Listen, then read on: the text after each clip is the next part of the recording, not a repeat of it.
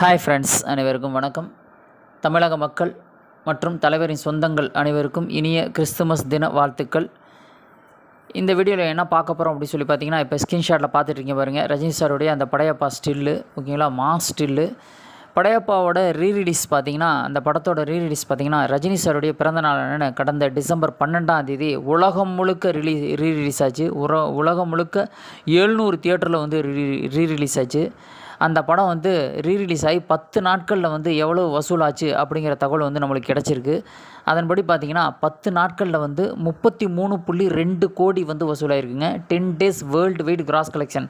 கடந்த 22 நான் சொல்கிறேன், 12 ரீரிலீஸ் ஆச்சு. 10 நாட்கள் கழிச்சு, அதாவது 22 அன்னைக்கு, கடந்த 22 அன்னைக்கு 33.2 கோடி வசூல்.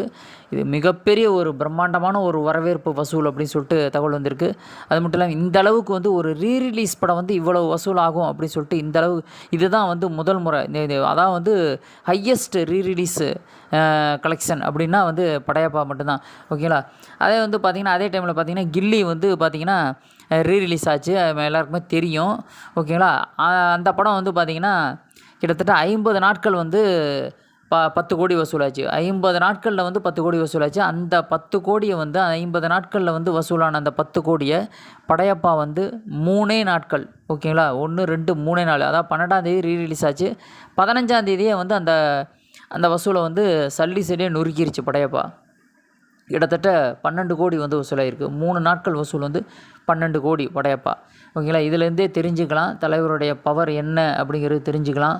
சூப்பர் ஸ்டார் ரஜினி சாருடைய அந்த ஒரு கிரேஸ் வந்து என்ன அப்படிங்கிறது வந்து இதிலேருந்தே தெரிஞ்சுக்கலாம். வசூலில் சாதனை படைக்கும் படையப்பா. இப்போ ஸ்க்ரீன்ஷாட் பார்த்துருப்பீங்க, ஓகேங்களா. அந்தளவுக்கு வந்து பிரம்மாண்டமான ஒரு படம் படையப்பா. கே.எஸ். ரவிக்குமார் டைரக்ஷனில், ஏஆர் ரஹ்மான் இசையில் அவ்வளோ சூப்பராக வந்து அருணாச்சலா சினி கிரியேஷன்ஸ் அவங்க வந்து தயாரிச்சிருந்தாங்க. இந்த வீடியோ பற்றி கீழே கமெண்ட்ஸில் மறக்காமல் பதிவு பண்ணுங்கள், சப்ஸ்கிரைப் பண்ணுங்கள். தேங்க்ஸ் ஃபார் வாட்சிங். மறக்காமல் வீடியோ பிடிச்சா எல்லாருக்குமே வந்து ஷேர் பண்ணி விடுங்க. தேங்க்யூ.